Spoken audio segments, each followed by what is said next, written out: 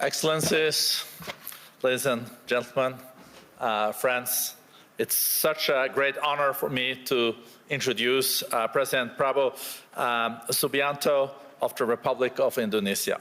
The Forum is so proud to be a strong partner for Indonesia's across a range of areas, and also are very delighted to formalize our support for your important efforts towards the Ocean Impact Summit that is happening this summer in Bali. In this respect, I would like to thank you, Mr. President, for your leadership in unlocking Indonesia's significant blue economy potential. Indonesia, with a population of over 280 million, the largest in Southeast Asia, and the world's fourth largest, is on a real growth path. We're expecting 5 to 6% economic growth this year, and that is also demonstrating the country's crucial role as an anchor of stability, dialogue, and resilience in an increasingly turbulent and uncertain global geo-economic environment. Once again, Mr. President, we're so delighted to have you here. Thank you for your leadership, and we're looking forward to seeing you also at the Ocean Impact Summit later this year. Welcome, Mr. President.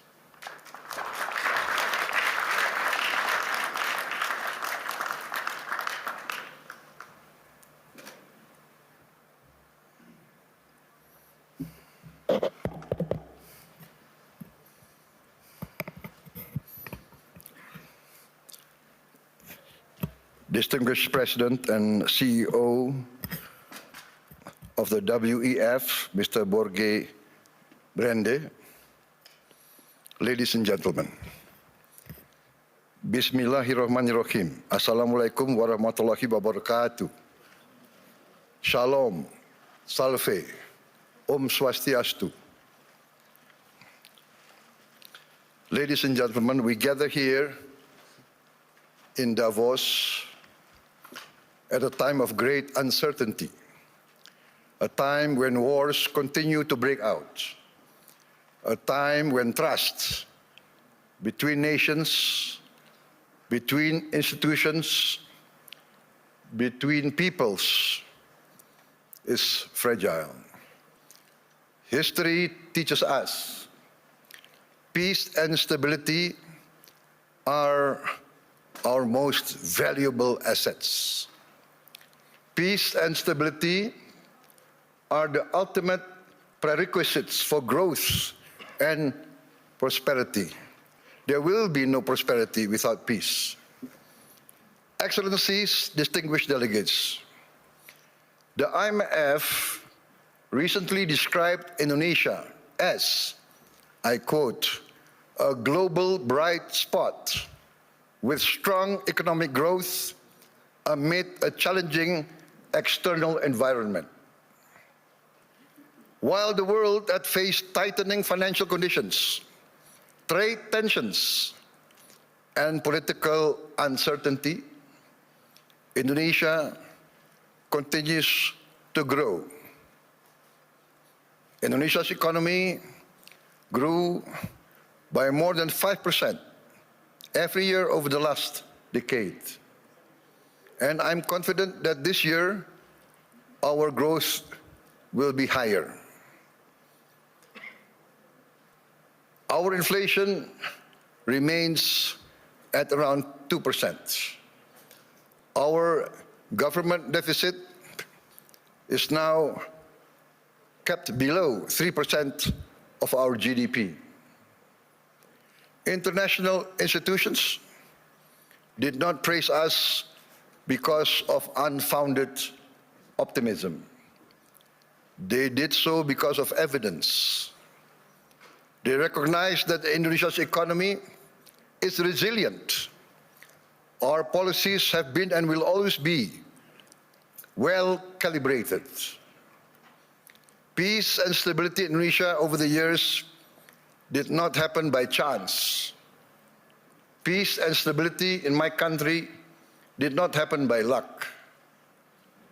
It happened because we, Indonesia, have and will always continue to choose unity over fragmentation, friendship and collaboration over confrontation, and always friendship over enmity. Our credibility, hard-earned over many years, has been protected. Credibility once lost is very expensive to regain. Indonesia, in our history, has never once defaulted on our payments of our debt, not once. Succeeding regimes always pay the debts of the preceding regime. Presidents, successive presidents will always honor the debts of the previous administration. Excellencies, distinguished friends, in addition to requiring peace and stability, growth requires statecraft and capital, in particular the efficient allocation and reallocation of capital. That is why last February we established our sovereign wealth fund, Danantara Indonesia. Danantara means the energy to power the future of Indonesia. Danantara is a sovereign wealth fund with $1 trillion in assets under management. With Danantara, I can stand here in front of you as an equal partner.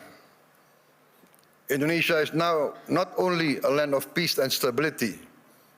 Indonesia now is more and more the land of opportunity. Once again, I mentioned that I am convinced that our growth, the growth of our economy will be significantly surprising to many in the world.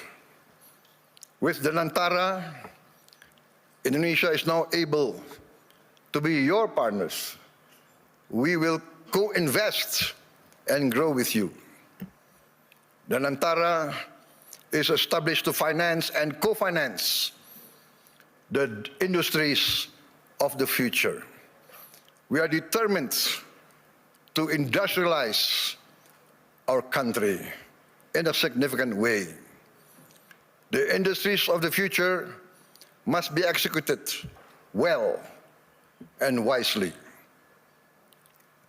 That is why we built Danantara with strong oversight and institutional responsibility. And we try to find the best executives to direct the leadership of Danantara. Danantara now manages 1,044 state-owned enterprises. We are going to bring this down to around, at most, 300. We will rationalize, we will get rid of inefficiency. We want the best governance and the best management under international standards. I have allowed Danantara to recruit expatriates, foreign citizens, to be able to lead these companies. We want the best brains and the best minds in the world. This is, in fact, how we run Indonesia now. From our social programs to our efforts to downstream our natural resources, to our efforts to reach self-sufficiency in food and energy. All are now accompanied by strong oversight and capable leaders. In the first 2 months of my administration, we carried out a vigorous efficiency program. We saved $18 billion by stopping inefficient and dubious programs from our budget and redirected these funds to projects that directly improve livelihoods and impact all of society. As a result, on January 6, 2025, we started our free nutritious meals program for pregnant and lactating mothers, infants, and all Indonesian children. On our first day, we started with 190 kitchens, serving 570,000 people per day. 570,000 meals per day. Today, in 1 year, we have achieved 21,102 kitchens serving nationwide. As of last night, we are producing 59.8 million meals for 59.8 million children, mothers, and elderly living alone. They receive these meals every day. To put this into context, in about a month's time, we will surpass McDonald's, 68 million meals a day.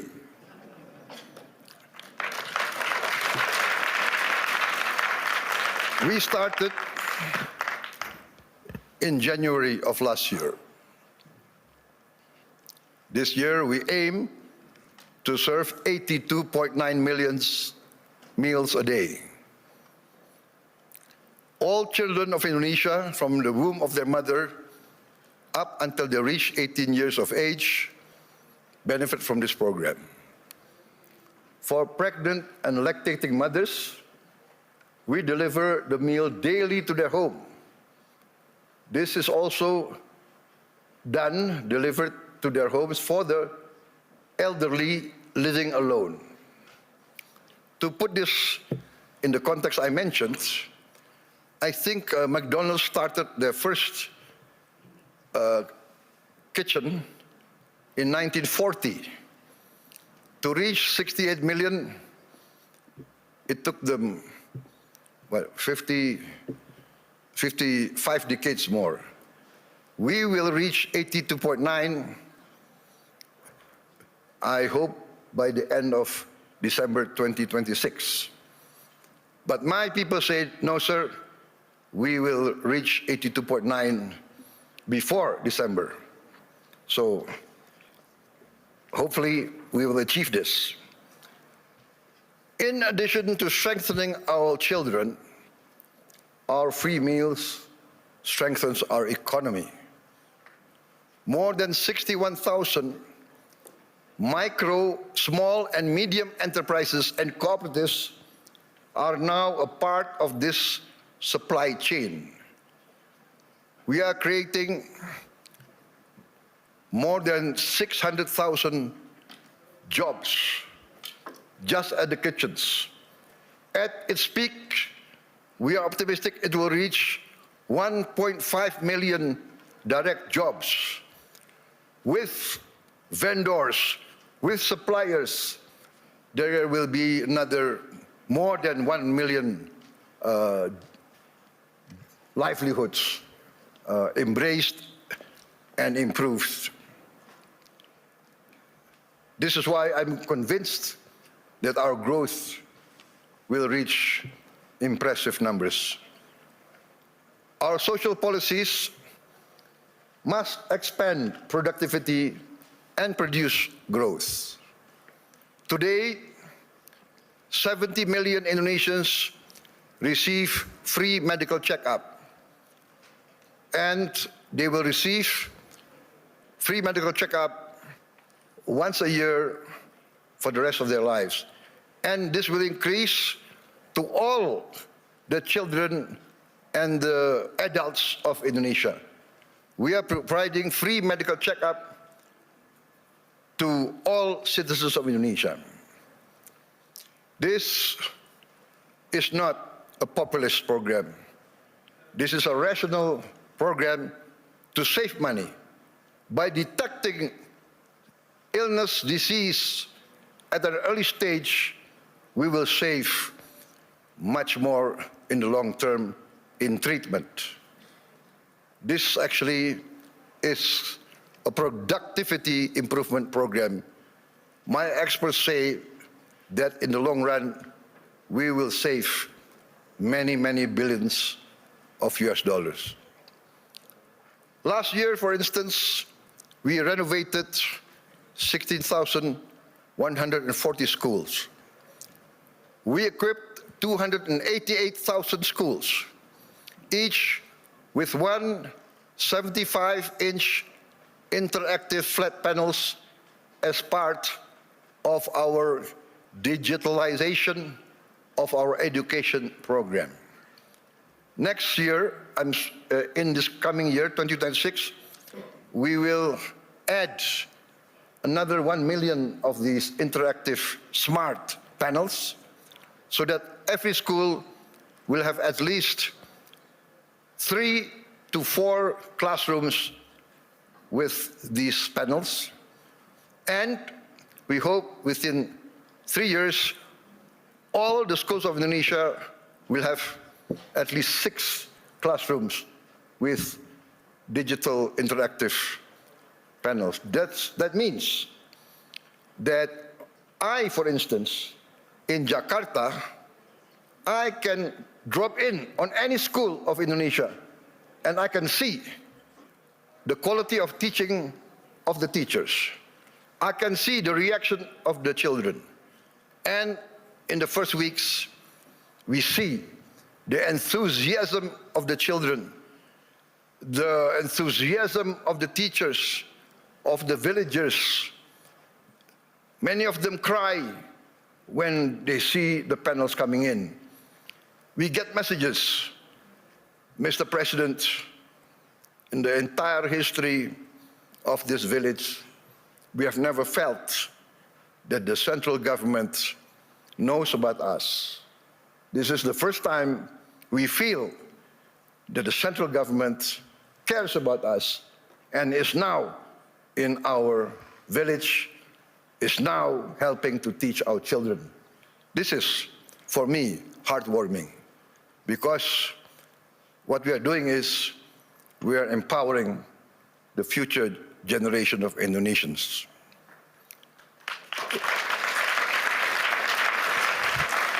Why does this matter to global investors gathering here at the World Economic Forum? Because I am of the conviction that human capital determines long-term growth, long-term returns. Human development, human resources is the key to a thriving and successful nation. Lack of education is the path towards failed states. No country can hope to be stable and prosper if its people are illiterate, if its people are not able to keep up with modern science and technology. In addition, this year we will increase the renovation. I'm determined to modernize and renovate 60,000 schools.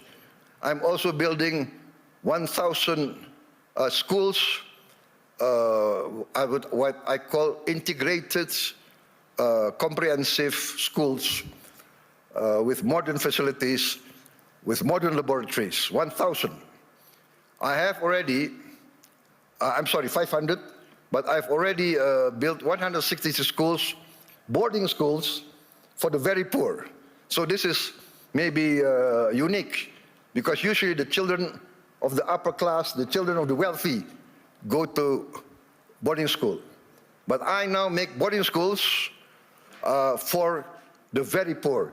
Their only condition for entering the school is they must come from the bottom deciles of our society.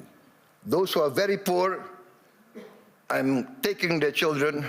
I want to cut the chain of poverty. Usually in countries like my countries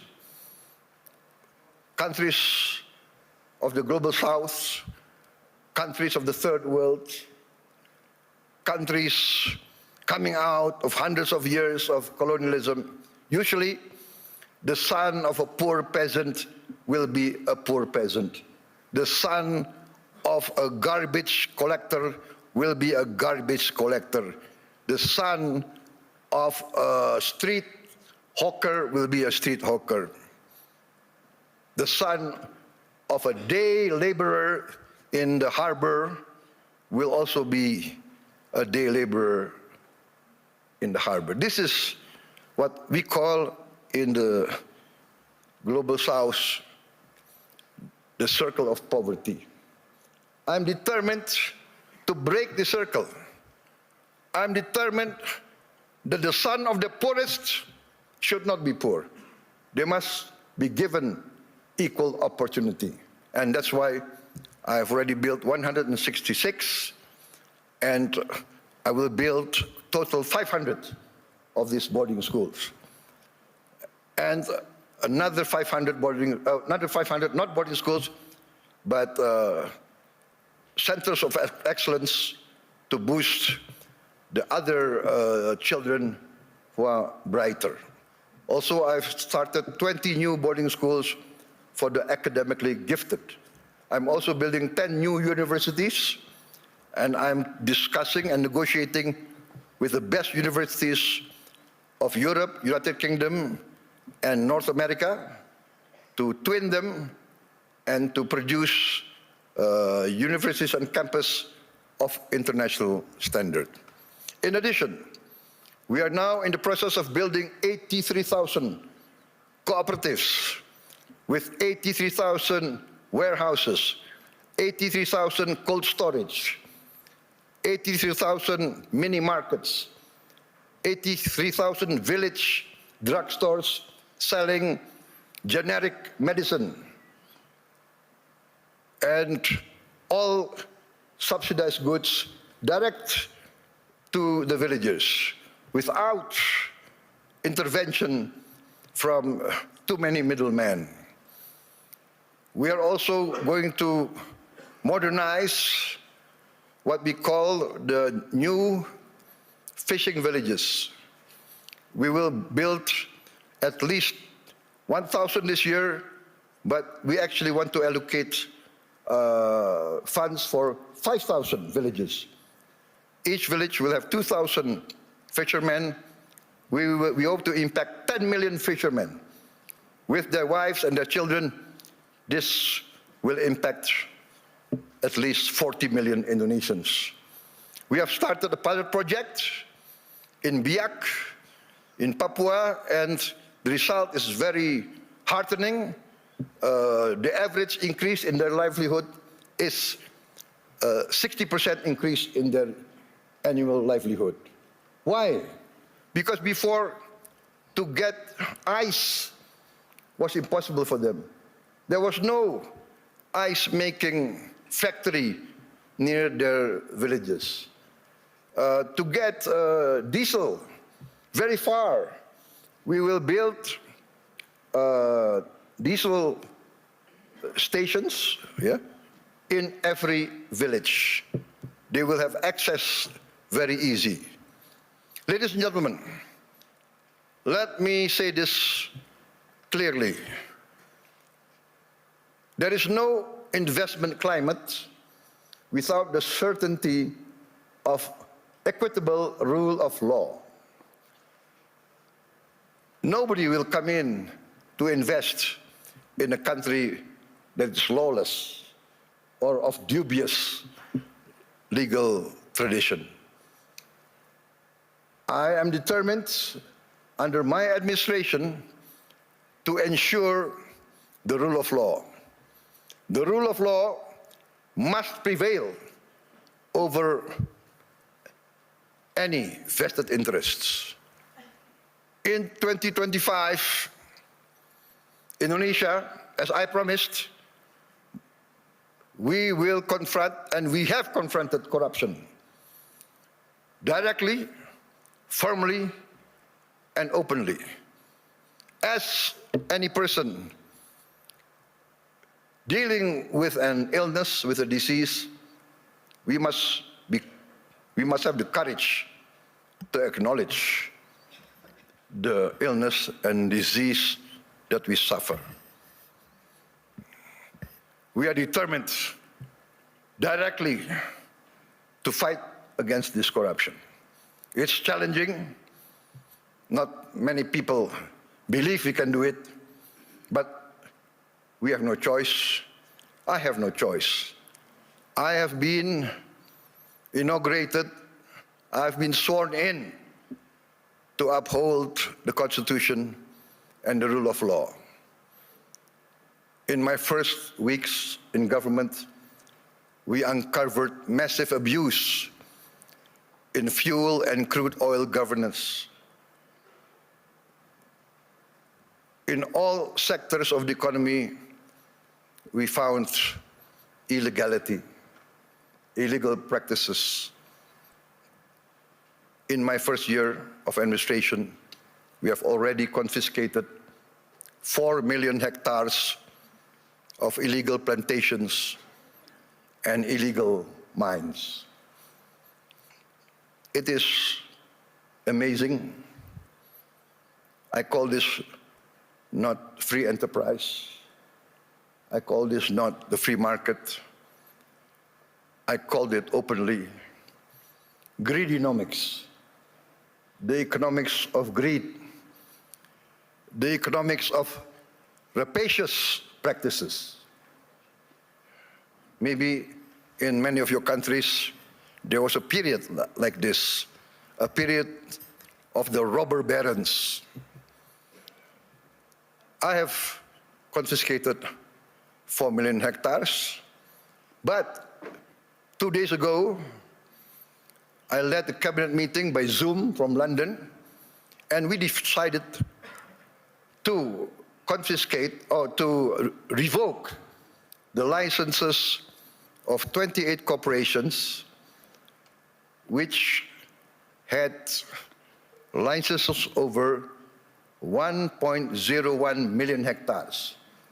I revoked because we found them violating laws. They were building plantations on protected forests. This is a flagrant undermining of the rule of law. Perhaps these rapacious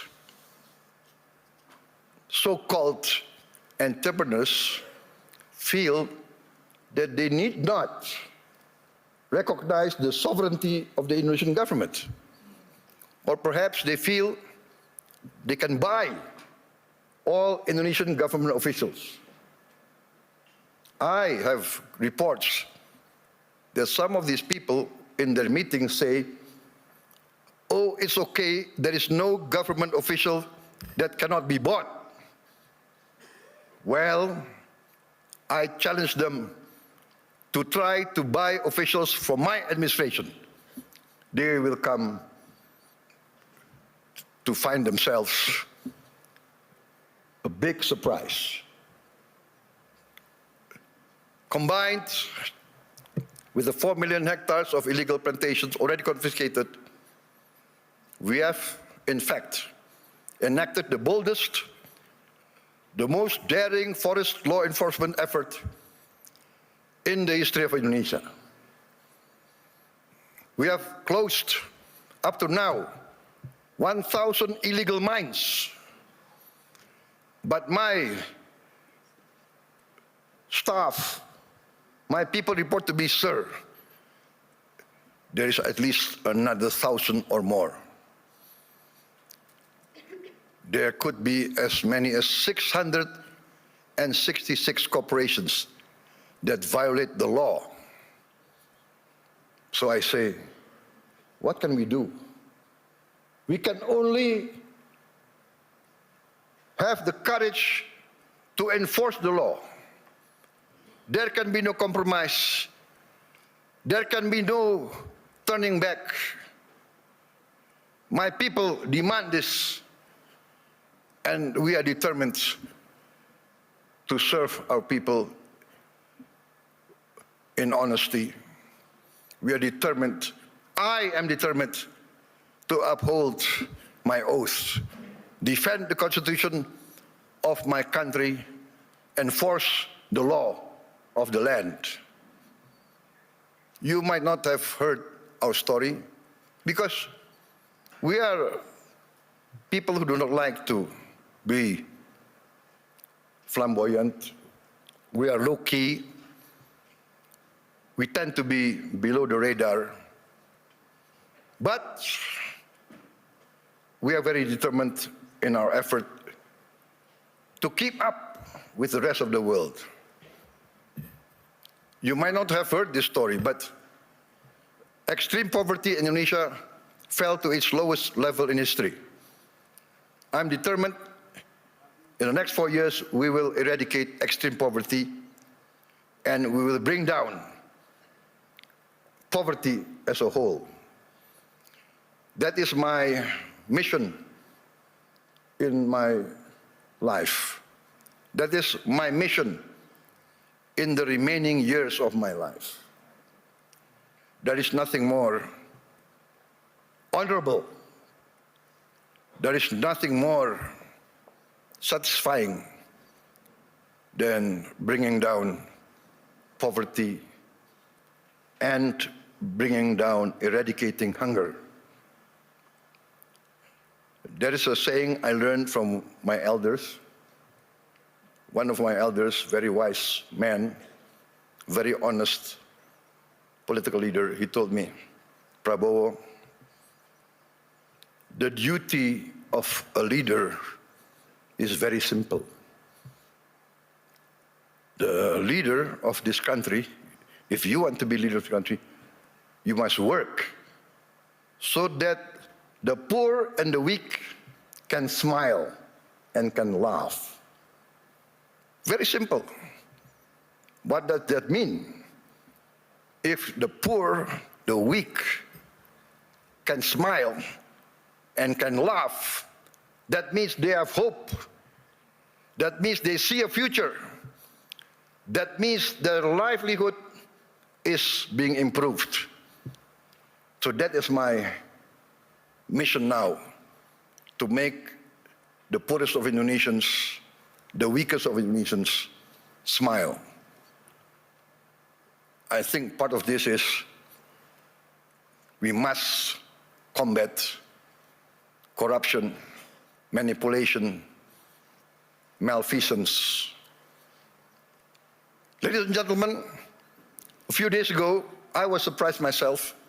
Gallup poll and Harvard University found that a research survey of hundreds of countries found that Indonesia, the Indonesian people is the most happiest people, the most flourishing country in the world with the people the most optimistic. This is a bit heartening, but for me also a bit sad. I know my people. Many of them live in shacks. Many of them do not have clean water. Many of them do not have bathrooms. Many of them eat rice with salt. And yet they smile. And yet they have hope. We also achieved self-sufficiency in rice. The first time in many, many years, our rice production is the highest in the history of Indonesia. I gave a target to be self-sufficient in 4 years. I gave a target to my team. They did it within 1 year. I am convinced in the next 4 years, we will be self-sufficient in the other food products, corn, sugar, protein. Excellencies, distinguished delegates, Indonesia does not fear economic integration.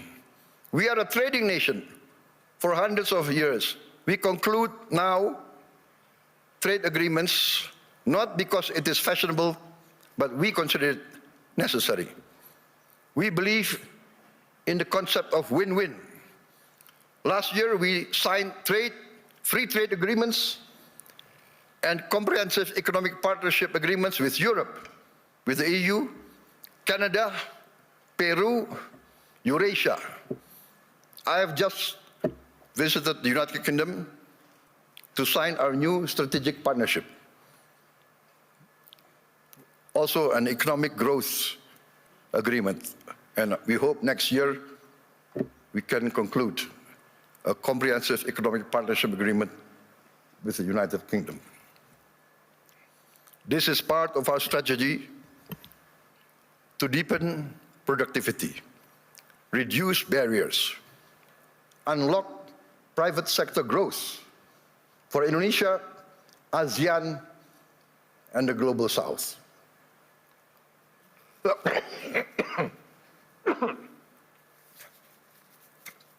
Excuse me.